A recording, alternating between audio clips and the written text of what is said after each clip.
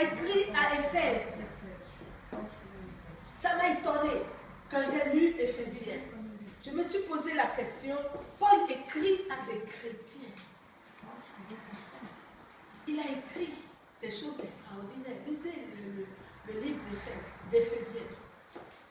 Éphésiens, c'est extraordinaire. C'est un livre de prière, c'est des requêtes de prière, c'est extraordinaire. Paul a écrit, Éphèse, vous connaissez Éphèse, il y a beaucoup d'idolâtrie. Éphèse 1, 15 à 23. Je peux lire ça. Éphèse 15, Éphèse 1, 15 à 23. Je vais lire vite. C'est pourquoi, moi aussi, ayant entendu parler de la foi au Seigneur Jésus qui est en vous et de l'amour que vous avez pour tous les saints, je ne cesse de rendre grâce pour vous, faisant mention de vous dans mes prières, afin que le Dieu de notre Seigneur Jésus-Christ, le Père de gloire, vous donne l'esprit de sagesse, de révélation dans sa connaissance, les yeux de votre cœur étant éclairés, pour que vous sachiez quelle est l'espérance de son appel et quelles sont les richesses de la gloire de son héritage dans les saints et quelle est l'excellence grandeur de sa puissance envers nous qui croyons selon l'opération de la puissance de sa force qu'il a opérée dans le Christ en le ressuscitant d'entre les morts.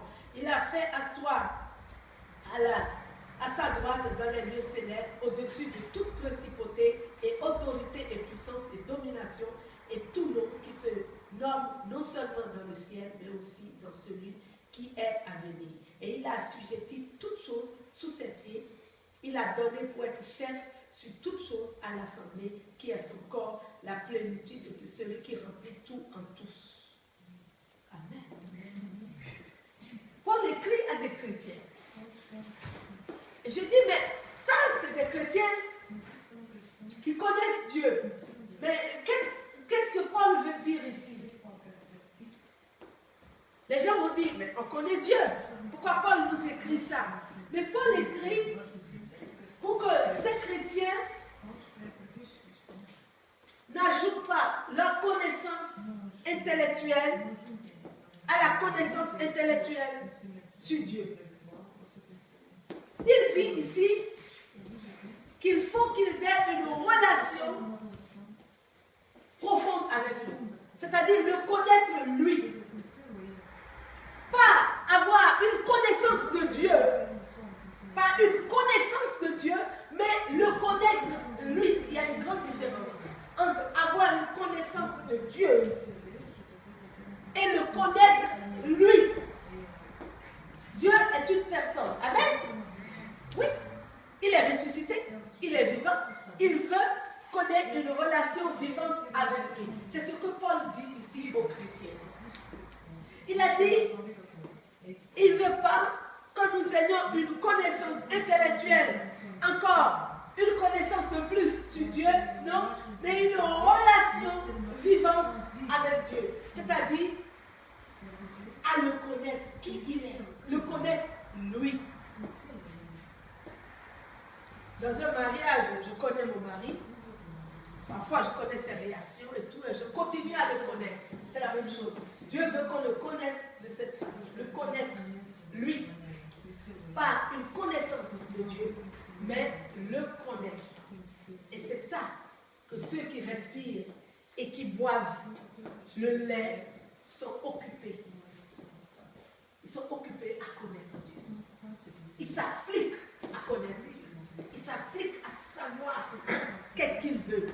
Pourquoi il m'a créé? Pourquoi il m'a sauvé? Pourquoi est-ce que je suis sur terre? Qu'est-ce qu'il veut de moi? Le nouveau-né, il aspire le lait, il respire, il commence à grandir, il commence à courir, il commence à recevoir l'éducation. On lui dit ne va pas ici, ne va pas là. Vous avez vu, les nouveau-nés sont tenus par les parents. Vous savez ça? Si vous allez à la foire, si vous allez dans la rue, dans la voiture, on leur met la ceinture. Oui, parce qu'il y a des dangers. On ne les laisse pas traverser la route tout seul. Moi, j'ai mis un portail parce que ma petite fille, elle est très, très habile. Et elle chercher son ballon. J'ai dû mettre un portail. C'est la protection. C'est ça les enfants. Parce que l'enfant apprend. On lui apprend la sécurité.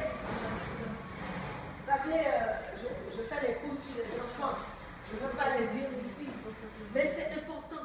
Le développement intellectuel, le développement de motricité de l'enfant, toutes sortes de développements, on peut les citer, psychologique de l'enfant. Tout ça, Dieu spirituellement s'occupe de notre éducation. Un enfant qui se laisse éduquer, vous le verrez plus tard dans la société, comment il sera. Il ne jette pas les papiers quand il est adulte, quand il est quelque part, il les met dans la poubelle parce que ses parents disent non, ramasse, mets dans la poubelle. Un enfant qui est éduqué, il sait qu'il ne va pas aller sur l'autoroute à toute puissance parce qu'il respecte le code de la route. On lui apprend le respect des lois.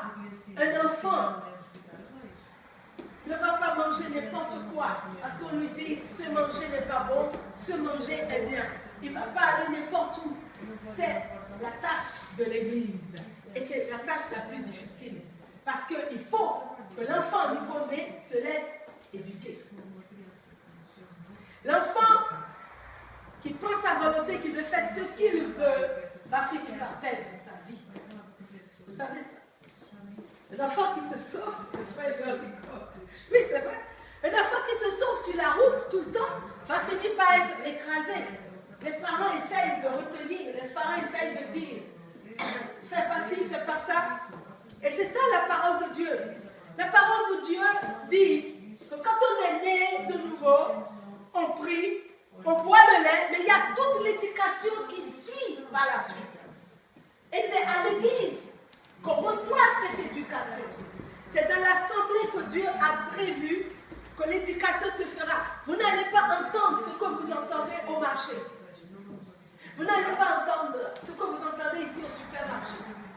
Parmi vos camarades, parmi vos amis, surtout les amis qui ne sont pas chrétiens, ils vont vous apprendre à voler, à mentir, à tuer. Ici, on apprend à sortir de toutes ces choses.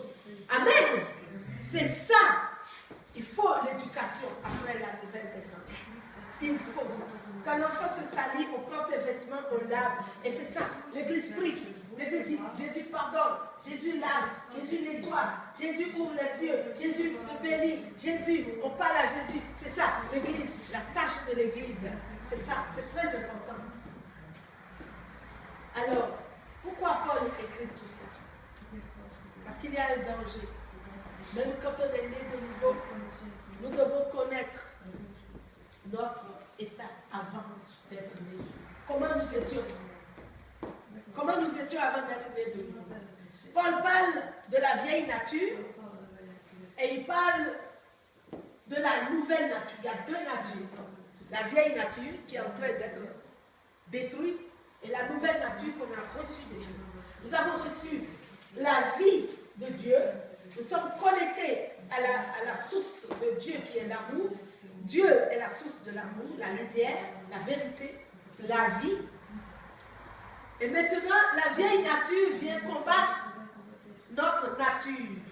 Bien que nous soyons sauvés, nés de nouveau, nous lisons la Bible, nous aimons prier, il y a la nature pécheresse de l'homme qui est là.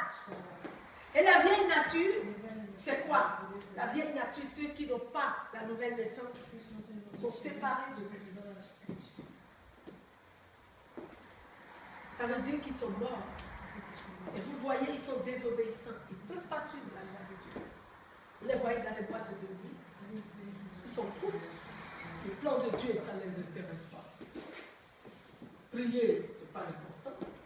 Vous les voyez suivre les gens mauvais. Dès qu'il y a des sorciers quelque part, ils courent là.